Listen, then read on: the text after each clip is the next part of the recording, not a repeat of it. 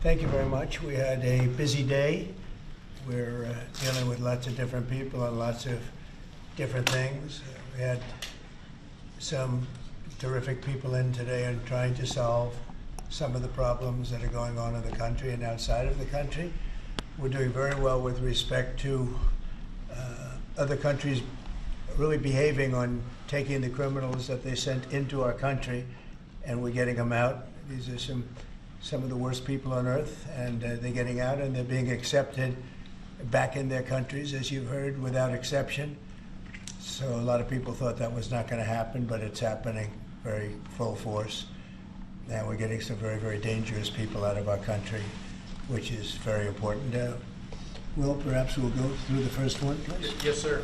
So earlier today, before the press came in, you signed a commission appointing Chris Wright to be your next Secretary of Energy. We have another commission prepared for your signature, sir. This is Doug Collins to be Secretary of the VA.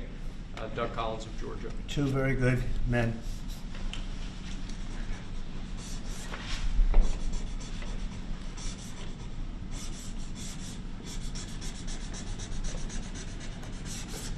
Okay. Thank you, sir. Next up, in light of numerous actions taken by a number of bodies of the United Nations which exhibit a deep anti-American bias, we have an executive order prepared for your attention that would withdraw the United States from the UN Human Rights Council, would withdraw the United States from the UNRWA, which is a refugee organization, and would also review American involvement in UNESCO, which has also exhibited anti-American bias. More generally, the executive order calls for a review of American involvement and funding in the UN in light of the wild disparities in levels of funding among different countries that, as you've expressed previously, is deeply unfair to the United States. So I've always felt that the UN has tremendous potential. It's not living up to that potential right now. It really isn't, hasn't for a long time. It has, there are great hopes for it, but it's not being well run, to be honest, and they're not doing the job. A lot of these conflicts that we're working on should be settled, or at least we should have some help in settling them. We never seem to get help. That should be the primary purpose of the UN, the United Nations, and again, it's got great potential, and based on the potential, we'll continue to go along with it, but they got to get their act together.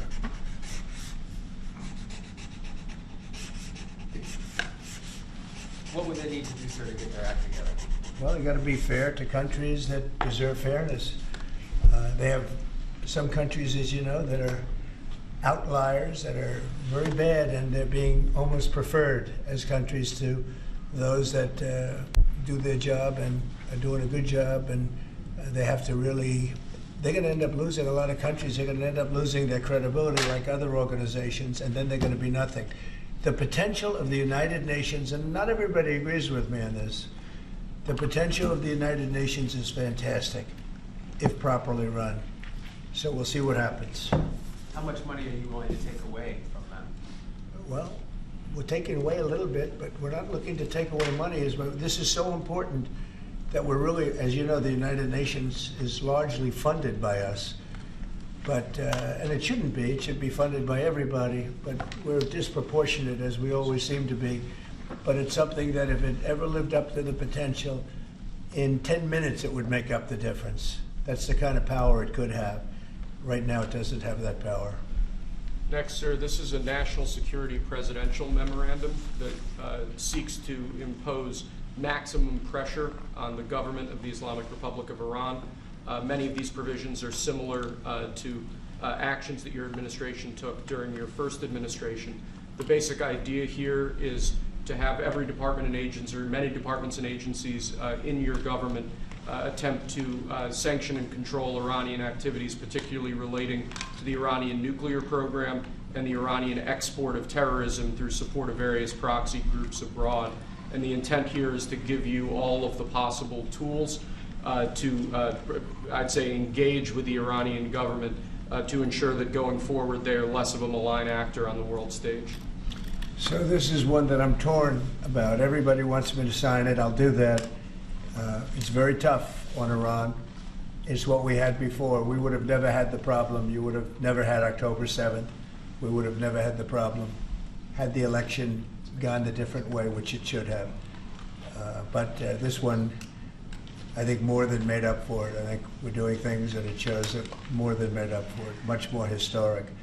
The Iran situation, hopefully, I'm going to sign it, but hopefully we're not going to have to use it very much. We will see whether or not we can arrange or work out a deal with Iran and everybody can live together, and maybe that's possible and maybe it's not possible. So I'm signing this and I'm unhappy to do it, but I really have not so much choice because we have to be strong and firm, and I hope that it's not going to have to be used in any great measure at all. It'd be great if we could have a Middle East and maybe a world at total peace. Right now you don't have that. When I left, you had peace all over the world, and now you have the world is blowing up. As you know, Bibi is coming in to see me later. Others are coming in to see me. We'll see what we can do. But I'm signing this, and hopefully it will be a document which won't be very important, will hardly have to be used. So what kind of deal would you be prepared to Well, make we're going to with see. I mean, we're going to see. They cannot have a nuclear weapon. With me, it's very simple. Iran cannot have a nuclear weapon. Do you support We don't want to be tough on Iran. We don't want to be tough on anybody, but they just can't have a nuclear weapon. do you Mr. support President, are the you going to terrorists? engage in conversations with your counterpart in Iran? I would. Do you want to block the sale of Iranian oil to other nations? Well, we have the right to do that, and that's what I did before, and they had no money. They wouldn't have had the money for Hamas or Hezbollah and anybody else. It could have been solved. This thing, if things went the way they should have, this would have been over long ago, but it's not over. How And, close do you think Iran is to developing a nuclear weapon? I think they're close. I think they're close. They're too close. But again, you could go back 4 years, I would have said they would have had it during this intervening period. But they're pretty close, Peter. And why say that you're unhappy to sign it if it's Iran and their proxies who have threatened to retaliate against you and your team by killing you guys for taking out Soleimani? Well, they haven't done that, and that would be a terrible thing for them to do. Not because of me. If they did that, they would be obliterated. That'd be the end. I've left instructions. If they do it, they get obliterated. There won't be anything left. And they shouldn't be able to do it. And Biden should have said that, but he never did. I don't know why. Lack of intelligence, perhaps. But he never said it. If that happens to a leader, or close to a leader, frankly, if you had other people involved also, you would call for total obliteration of a state that did it. That would include Iran. So I'm signing this, and it's a very powerful document, but hopefully we're not going to have to use it. Mr. President, if the Prime Minister today were to ask your help in striking at Iran's nuclear facilities to prevent the kind of progress towards a nuclear weapon, would you give him the green light? Would it, either to do it himself or for the U.S. to participate with him? I don't know that that's what he's going to be asking for. I have no idea that it is. You're telling me. We're going to have a pretty long meeting. We're going to be discussing a lot of things, not only that, but a lot of things. And I'll let you know if the time comes to let you know, but right now that's not something that I can discuss. Mr. President, when you said if they do it, they get obliterated. Just to be clear, you're talking about if Iran made an attempt on your life. Yeah, that would be called total obliteration. And I can't imagine they do that. It should have been stated by Biden, but he didn't state it because he had no clue, as you know, as Mr. everybody President, what knows. is your vision actually for relationship Do you have with anything Iran? else? No, that's all we got. My vision for For a what? relationship with Iran, and what do you? what I'd do you love to think have a Israel good would- relationship with everybody. They can't have a nuclear weapon. That was the only thing that was very important. They can't have a nuclear weapon. Beyond that, it would be very tough if they insist on doing that. They have some of their leadership, I can tell you right now, and maybe you know it, maybe you don't. But there are many people at the top ranks of Iran that do not want to have a nuclear weapon just for that very reason. Mr. President, what's your reaction to China's retaliatory tariffs? That's fine. That's fine. We're going to do very well against China and against everybody else. Right now, they've taken advantage of the Biden administration like I've never seen. I've never seen. The deficit with China is about $1 trillion. Think of it, $1 trillion. They're using our money to build their military. And Biden let that happen. You know, we're taking a lot of fires here. We came back. This is like a different place. The good news is we're doing very well. We're doing well with countries that nobody expected we'd do well with. We are respected again as a nation, maybe at a level that people haven't seen for many, many decades. But when I left, we didn't have any wars. I defeated ISIS, 100% of the ISIS caliphate, and now the world seems to be ready to blow up, but we'll see if we can stop it. Mr. Have you President, reached out to the Iranians about any kind of Say deal? it. Have you reached out to the Iranians about any kind of deal to start those I would discussions? reach out. I mean, I have nothing. I see. I'm one that doesn't care whether I reach out or they reach out. A lot of people say, "Let them reach out, sir." And that, to me, it doesn't matter. It's But just that hasn't it's started just yet? talk. But I want to see everybody do well. I want to see great countries, and I want to see peace in the Middle East and elsewhere. We're also working very hard with respect to Russia, Ukraine. That's a bloodbath. It's a total bloodbath. What's going on there is incredible. What's going on with the soldiers, young soldiers being killed by the thousands. I mean, literally by the thousands. And we want to see if we can get that stopped. And I think we've had some very good talks. Any update on when you would speak to President Xi, sir? Any update on when you would speak to President Xi? No, we'll speak to him at the appropriate time. I'm in no rush. Do you, At the appropriate do you think that conversation can lend itself to the type of freeze that it meant for the tariffs for Canada and Well, Mexico? we'll see what happens. I mean, well, there's a short-term freeze with Mexico, as you know, and with Canada. But they've agreed to be very, very strong on the border, stronger than they ever were by far, by a factor of about 30. And in addition to that, as you can see, we've been strong because we've had numbers like you've never seen before. I mean, the border is now closed, really closed. And with that being said, we're letting good people come through, and we want good people to come into our country. But the border is closed. in your President Trump, talks, in your so- talks with Prime Minister Netanyahu today, do you intend to press him about how many deaths there have been amongst Palestinians? Are you concerned about that death? I talk about that too. You know, both sides mean a lot. I talk about that. I talk about the other side. I talk about everything. What's your main message to him today during your meeting? Well, I'm here to listen. He's here to see me, and I'm here to listen. So, Will you President, continue how to much of a press? message. Will At you the right continue- time, I'll give him my Mr. message. President, will you continue to press for this idea that Jordan and Egypt take Palestinians from Gaza? yeah, I would like to see Jordan. I'd like to see Egypt take some look. The Gaza thing has not worked.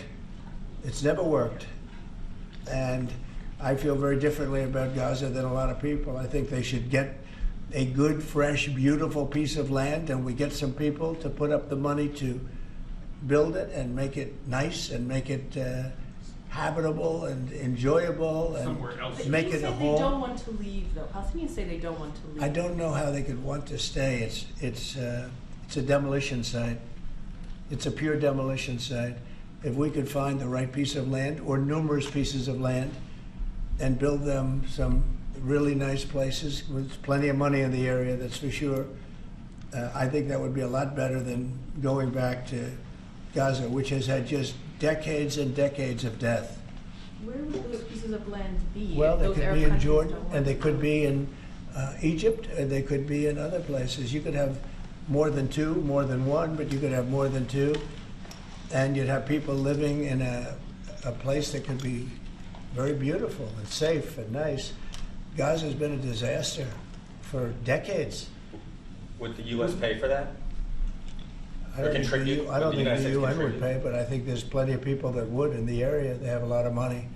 They certainly have a lot of money. Some of the countries over there, they'd like to see it. I know that Saudi Arabia wants to see peace. I can see that. And many of the countries there, as far as I'm concerned, they all want peace. I think, maybe I'm wrong on this, but I think Iran would like to see peace too. They've had enough. Don't you think they've had enough? But the leaders of Egypt and Jordan have said bluntly, they have no interest in doing this. Well, they may have said that, but a lot of people said things to me.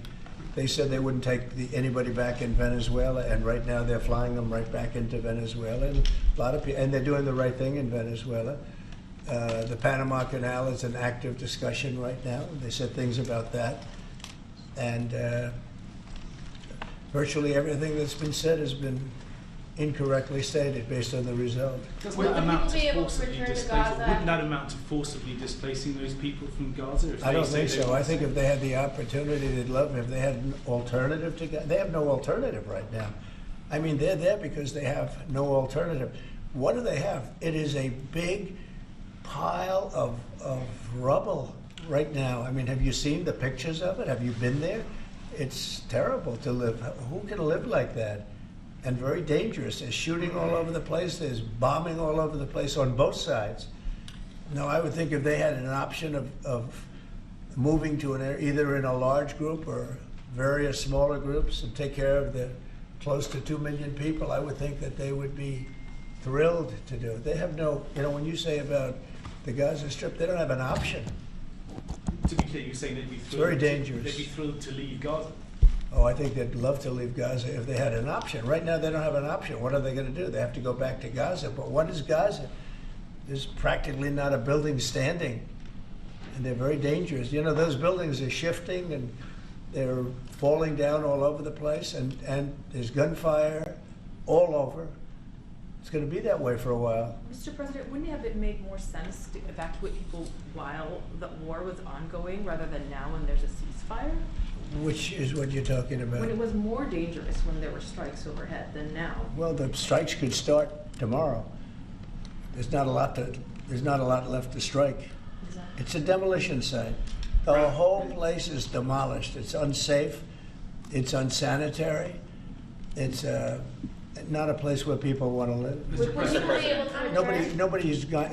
They have no alternative but to go back. If we gave them an alternative of living in a beautiful open place with some, nice quarters there, nice housing of sorts, and we have the money in the Middle East to build that. Do you support Israelis actually moving back and creating setup buildings? Not necessarily, no. I just support cleaning it up and doing something with it, but it's failed for many decades. And somebody will be sitting here in 10 years or 20 years from now, and they'll be going through the same stuff, the wars. And they've had civilizations on Gaza, many civilizations on Gaza, and they're buried in the sand. Secretary It doesn't seem to work.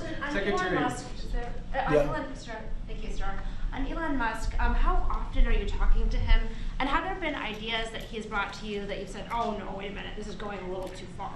Well, many ideas, but look, he's done a great job. Look at all the fraud that he's found in this U.S. AID. It's a disaster what the people, radical left lunatics, they have things that nobody would have even believed. The whole thing with $100 million spent on you-know-what, with money going to all sorts of groups that shouldn't deserve to get any money, with the money. I'd like to see what the kickbacks are. How much money has been kicked back? Who would spend that kind of money to some of the things that you read about and I read about and I see every night on the news and every morning when I read the papers? Who would spend money for that? I would say this, the people that got all that money, are they kicking it back to the people that gave it from government? No, that's, to me, very, very corrupt. The real question is, how much of a kickback has there been? And one of the things I want to investigate rapidly, because I've never seen anything to this extent, the train that's being built between Los Angeles and San Francisco is the worst managed project I think I've ever seen, and I've seen some of the worst. Billions and billions, hundreds of billions of dollars over budget. In fact, I read where you could take every single person that was going to go on the train and get the finest limousine service in the world and take them back and forth with limousines, and you'd have hundreds of billions of dollars left over. It is the worst thing, and we're going to start an investigation in that because it's not possible. I built for a living, and I built on time, on budget. It's impossible that something could cost that much. And now it's not even going to San Francisco, and it's not going to Los Angeles. They made it much shorter. So now it's at little places way away from San Francisco and way away from Los Angeles. No, we're going to start a big investigation on that because I've never seen anything like it. Nobody has ever seen anything like it. The worst overruns that there have ever been in the history of our country. And it wasn't even necessary. I would have said, you don't buy it. You take an airplane. It costs you $2. It costs you nothing. You take an airplane. But this got started, and if you have to, you drive. You can drive. Are there other agencies? They have hundreds of billions of dollars of cost overruns, and it's not even the same project. It's much shorter. It's way outside of San Francisco and way outside of Los Angeles. So we're going to be looking into Who's this. going to investigate that? Is that Doge who's going to investigate the train? No, I'm doing that myself. No. Some of these Doge engineers that Elon Musk has helping him are as young as 19 years That's old. good. They're very smart, though, Peter. They're like you. They're very smart people. Thank you. Have you met any of these guys? No, I haven't seen them. They work actually out of the White House. They're smart people. Unlike what they do in the control towers, where we need smart people, we should use some of them in the control towers where we were putting people that were actually intellectually deficient. That was one of the qualifications, is you could be intellectually deficient. No, we need smart people. Some are young and some are not young. Some are not young at all, but they found great things. Look at the list of things. Maybe I'll do it tomorrow. I'll read off a list of 15 or 20 things that they found inside of the USAID. It has to be corrupt. Nobody could approve that. They could only approve that if they were getting kickbacks. You're talking about hundreds of millions of dollars. And it sounds like you're going to wind down USAID.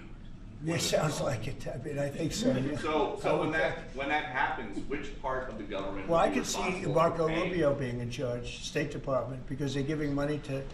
I mean, some of the money is well spent, I guess, but much of it is really fraudulent.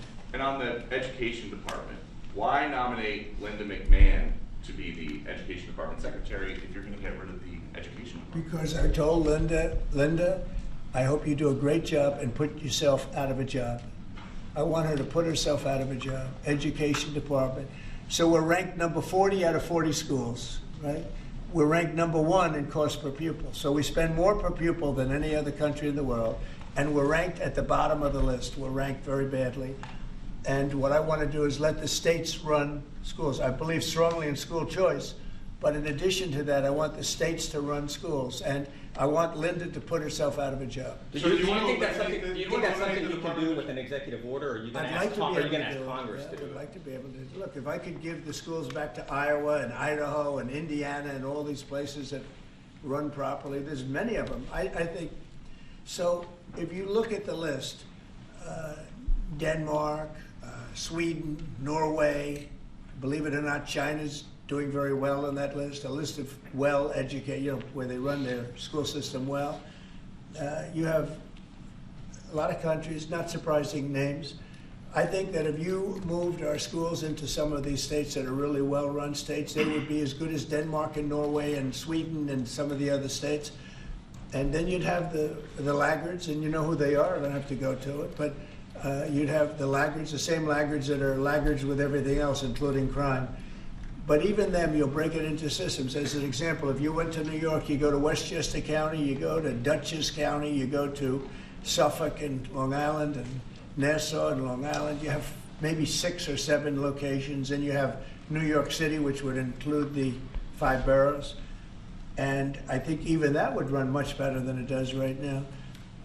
Same thing with Los Angeles or California. You'd have Riverside. You'd break it up into 6 or 7, but most of them would be states, and you'd have one. Like in Iowa, you give it to the state of Iowa. You give it to the state of Indiana. You give it. These are really well-run states. They don't have debt. They don't have problems. They don't have any crimes, relatively speaking, to speak of. And you would have education that would be the equivalent of Norway and Denmark and various other places that are at the top of the list. So we're at the bottom of the list, and we're the most expensive. We're at the top of the list when it comes to cost per pupil. We spend more money per pupil than any other nation in the world, and yet we're rated number 40. The last ratings came out, you saw them. So they talk about 40 countries. we're rated number 40. And I say that if we did this, we would go 20, 30 notches up. We could do great. And we would have some of the best districts in the world. But are you looking to do that with an executive order, sir, or do you need to work with Congress? Well, there are some people that say I could. I think I'd work with Congress. I think we'd have to work with the teachers union, because the teachers union is the only one that's opposed to it. Nobody else would want to hold it back. Look, we have to tell the teachers union, we're rated last in the world in education of the top 40. We're rated last. We were 38. Now we're 40. We went to 39. We went to 40. We're 37. But we're at 40 now. The thing just came out. That's under Biden. Remember that. Secretary Rubio announced a deal this week that would allow potentially American citizens for criminals to be put in a different country. Is that something you're looking to do? No, I didn't know that he announced that yet, but if he did, it's fine, yeah. We have hardened criminals, horrible people. You see them pushing people into subways. The train is coming last week. Guy walking around, just sees somebody waiting for the train. Train's coming 40 miles an hour, and he gets pushed into the subway. And that happens all the time. These are sick people. If we could get them out of our country, we have other countries that would take them. It's no different than a prison system, except it would be a lot less expensive, and it would be a great deterrent. Send them to other countries. If we could go a step further, in other words, we're talking about getting the criminals out of our country that come in through other countries illegally, right? The illegal migrants, as I call them. Well, we have people that are just as bad as them in our country. If we could get them out, I'd be very happy. So you would pay El Salvador to house them? Said that he wanted you to pay a fee for that. Would you pay that? Well, it's a very small fee compared to what we pay to private prisons. But under what authority? And a very, very small fee. I don't know, we'll have to find that out legally. I'm just saying, if we had the legal right to do it, I would do it in a heartbeat. I don't know if we do or not, we're looking at that right now. But we could make deals where we'd get these animals out of our country. And you know, if you take the shooters, the people that hit old ladies in the back of the head with a baseball bat when they're not looking and walk down the street, the people that you see it, the people that take out a gun and shoot you for no reason at all, if we could get these animals out of our country and put them in a different country under the supervision of somebody that made a relatively small fee to maintain these people, because you know what? These are criminals, you call them hardened criminals. They've been in jail 40 times. There's one 42 times. And every time the person gets out, it's a he. Every time he gets out, he commits another crime within 24 hours. And it's a heinous crime. It's a rough crime. We don't want these people in our country either.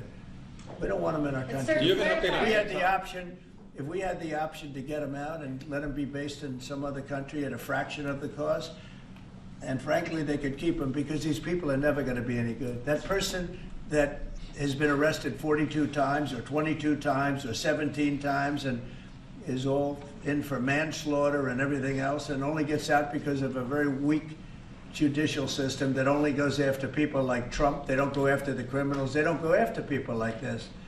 And they laugh at our law. If that took place, you would have a lot less crime automatically. So, sir, you're exploring whether to allow this? On Guantanamo Bay, is there enough space there to accommodate? There's a lot of space to accommodate a lot of people, yeah, so we're going to use it. Can you talk a little bit We more have it. about It's why? already up. We have it for nothing. But we can do less expensive and even more secure. We've had other countries come to us saying, we would love to do that. We would love to take your criminals and we'll maintain that. We'll be their jail. And I'm only talking for the most severe cases. Like, I watched that guy on tape pushing the man into the subway last week. That man that did that is a real bad guy. Many, many arrests. And do you think you're going to convince him someday to be good and a wonderful, wonderful citizen for our country? It's never going to happen. I want to get those people out. I'd love to get them out along with the illegal migrants. The migrants are rough, but we have some bad ones too. I'd like to get them out. It would be all subject to the laws of our land, and we're looking at that to see if we can do it. What other countries have offered to take American citizens? Say it? What other countries have offered to take these American citizens? Numerous, many. And Marco brought it up today. I'm glad he did, because a lot of people are thinking it. When I watch some of the crimes being committed in New York City and Chicago, look at Chicago, the volume of crime that they have and the viciousness of the crime. These people are horrible people. And if somebody thinks they're going to be wonderful citizens someday, they're wrong. It's not going to happen. It's not going to happen. They're bad. These are hard, tough criminals. In many cases, they're crazy. They're absolutely crazy. But they're very dangerous. If I could get them out of the country and be in some other country where they're glad to have them because they make a small fee compared to what we'd pay to a private prison or to, put them in one of our prisons that cost even more money, I think it would be great. I'd love to get them the hell out of our country. Thank you very much, everybody. All right, guys. Thank you, guys. Let's go. President Trump, Guys, let's go. Who's going to win the Super Bowl? Thank you. I don't want to say, but there's a certain quarterback that seems to be a pretty good winner. And just last one, because you mentioned it many times. What do you think about Joe Biden signing on with a talent agency? You got to be kidding. He signed on with a talent agency? He does. He's got some entertainment agents now. I think he's got bigger problems than that. I really do. I think he's got much bigger problems than that, but I wish him well. We inherited a mess. This place is a mess, but it's quickly being solved, the problem. We're going to make America great again. Thank you very much. All right, guys. Let's go. Thanks, guys. Thank you.